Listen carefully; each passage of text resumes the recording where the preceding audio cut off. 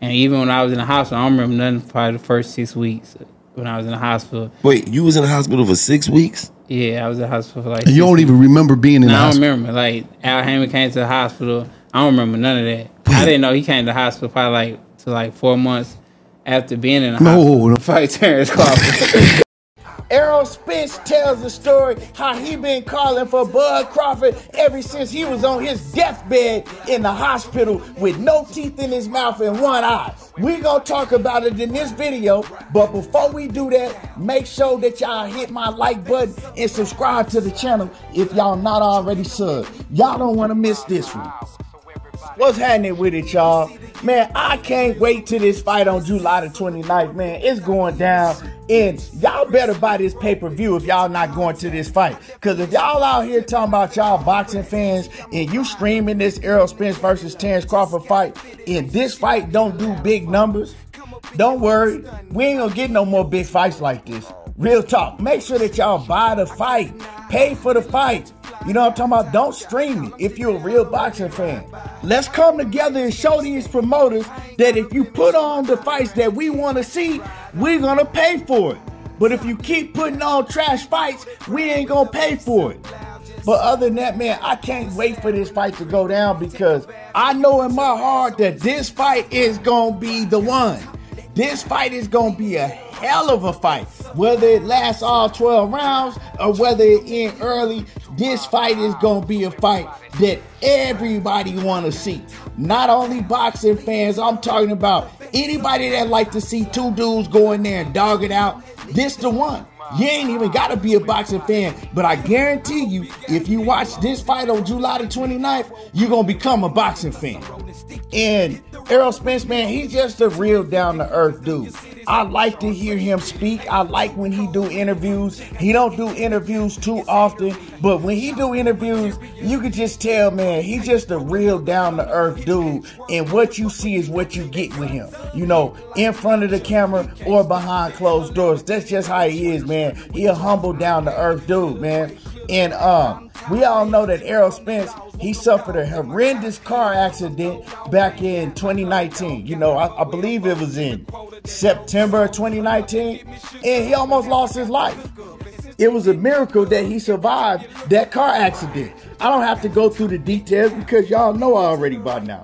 And for those who don't know, just Google Errol Spence Jr.'s car accident. And, you know, like I said, I'm not going to get into all the details because most of the people that's listening right now, y'all know what went down when he suffered that horrendous car crash.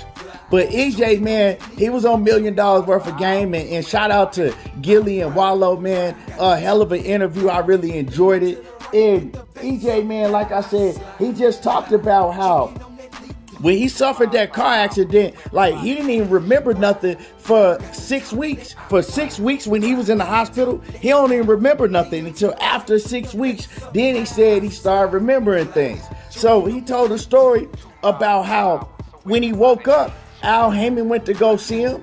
And he told Al Haymon, look, man, when I get out this hospital, when I come back, I don't want no tune-ups. Give me Bud Crawford right off the rip. I want Bud Crawford. Now, the reason that this story is a hell of a story because, for one, it shows how much of a dog Errol Spence is and how much he wants to fight the best. In today's sport of boxing, you don't get dudes like this. Like, dudes ain't built like this today. You know what I'm saying? These dudes in boxing today, they trying to get the most money they can, fighting the easiest fights they can. They looking to get around the toughest, stiffest competition. Like, if they see everybody saying, okay, man, that's that dude, he dangerous. Most of these dudes, they looking to get to sway away from him. They don't want to go in there and say, they don't have the mentality to say, look, okay, if he say he the best, if y'all saying he the best, I want to fight him because I know I'm better than him and I want to show it. These dudes' mentality ain't like that. You know what I'm saying? They just don't believe in themselves.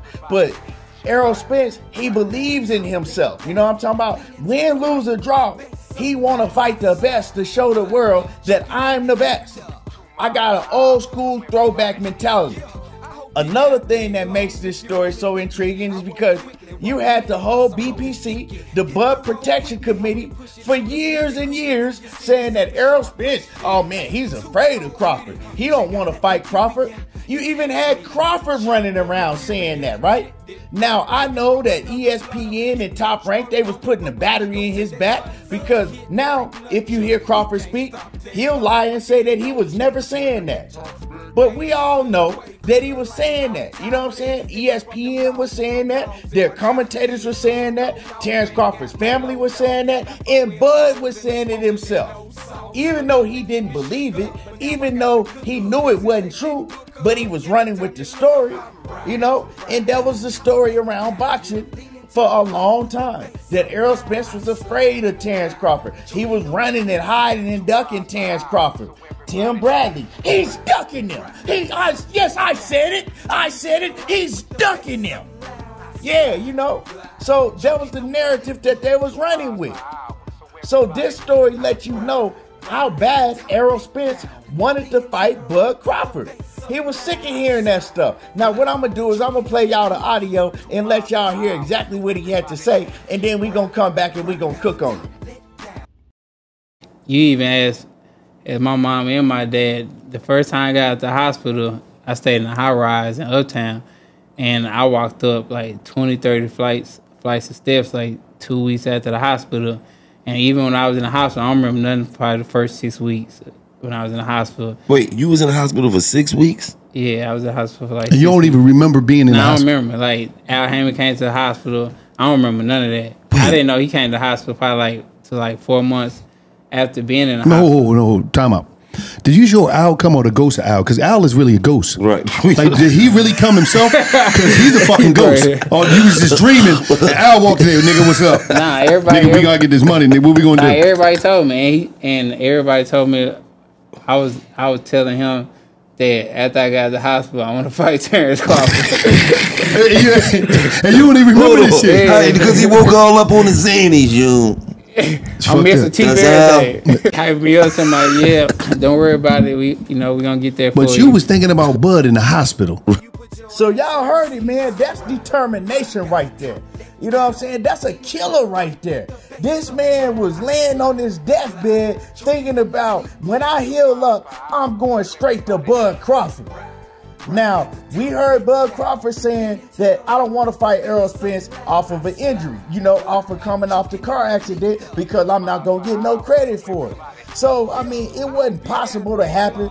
He still had to fight Danny Garcia, which was his mandatory at the time. Plus, we was in a pandemic. Plus, ESPN and PBC, they wasn't going to work out a deal, because you heard Bob Arum saying that Terence Crawford wasn't willing to bet on himself. He said the reason the fight didn't happen is because Bud didn't want to take a low guarantee and bet on himself to get the backhand money.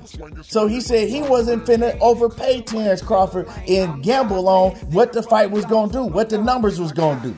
So that's why Bob Arum said the fight wouldn't happen. You know what I'm talking about? But, I mean, this just shows you how much of a dog that EJ is. And all of that, oh, man, he's afraid of Bud. He don't want no parts of Bud. It was cap. It's been cap. You know what I'm talking about, man? That just lets you know the mindset of Errol Spence. I can't really think of no other fighters in the game that really got a mindset like he has. And it shows with his resume. It shows with these injuries that he's coming off of, getting in the ring with the best. He don't take no breaks. You know what I'm talking about? Mr. I don't get tired. He don't get tired. Coming off a 16-month layoff, he could be taking a tune-up right now. But he said, nah, put me right in the ring with Bud Crawford and we gonna smoke him. Anyway, y'all let me know how y'all feel about this. Drop a comment in the comment section. Make sure that y'all hit my like button, and y'all already know how I do. There you go, talking that boxing again, and I'm gone.